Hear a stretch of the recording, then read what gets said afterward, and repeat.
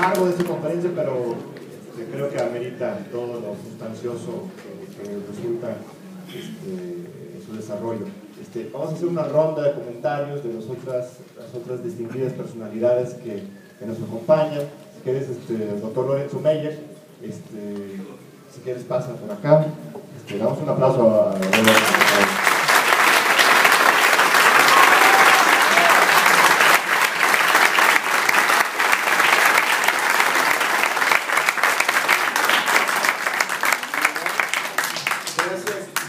gracias a ustedes, no sé por qué el aplauso, pero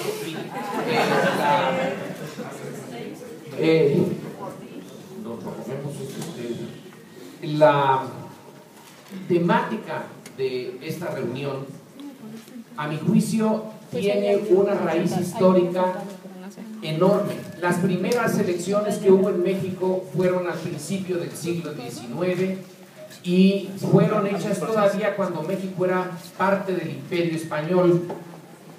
No es fácil creerlo, pero fue a raíz de la Constitución de Cádiz y resulta que fueron unas elecciones más o menos libres.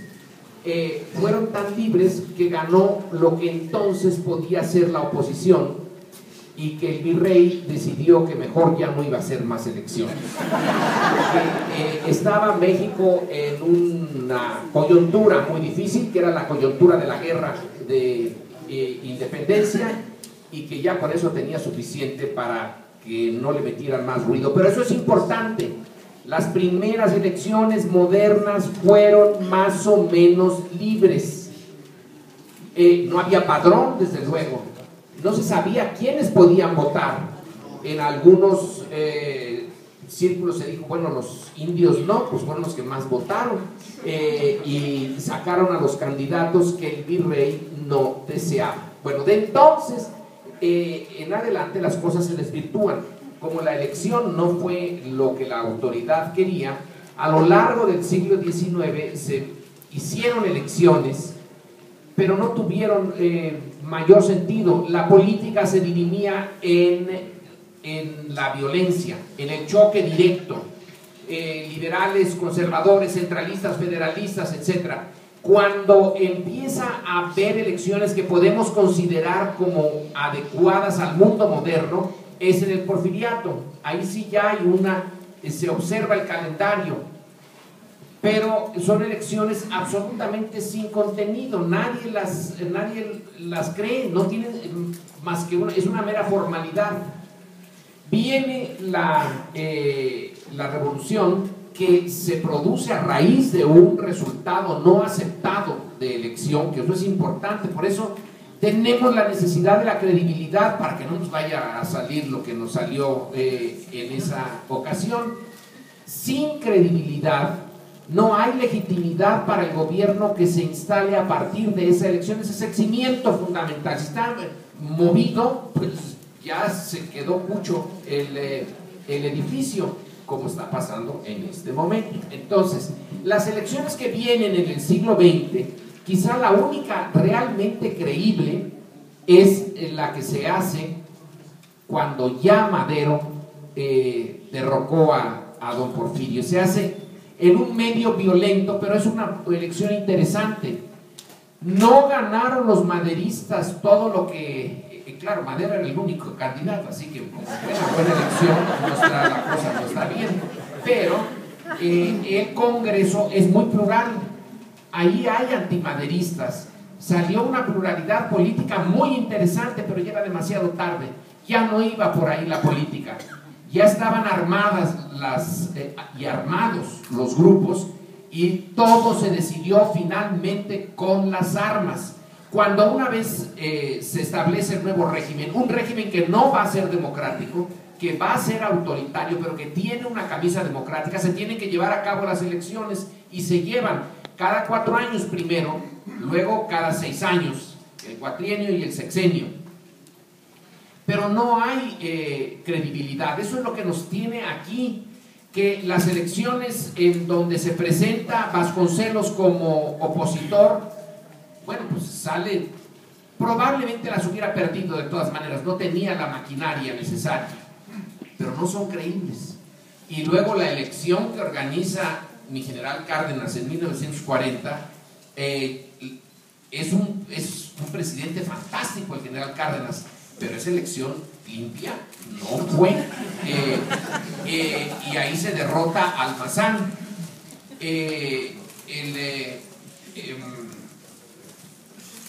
La siguiente elección, la de 1946, también tiene sus bemoles. No es muy claro que le hayan dejado a Padilla realmente presentarse con libertad. Es derrotado, a lo mejor de todas maneras hubiera sido derrotado.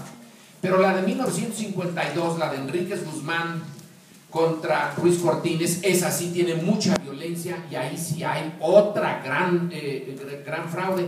De ahí en adelante ya las que vienen no tienen sentido, porque francamente ya no hay candidatos opositores. Y llegamos a la de López Portillo, que gana con 100%. Eso sí, esa elección es peculiarísima. ¿En qué parte del planeta se gana con 100%? Pues aquí, yo creo que ni en las elecciones que se llevaban a cabo, las elecciones en la Unión Soviética de Stalin, se ganaba con el 100%, se ganaba con el 99.8%.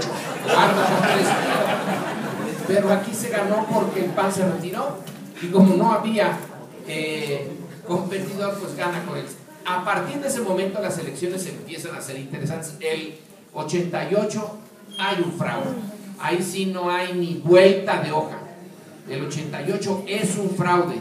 Luego el 94 es una elección quizá no tan fraudulenta, pero el propio Zedillo acepta que el terreno no estaba plano, ¿no? Sino que él estaba arribita y la bola se iba hacia abajo solita. Entonces esa elección del 94 no produce realmente legitimidad. La del 2000 sí.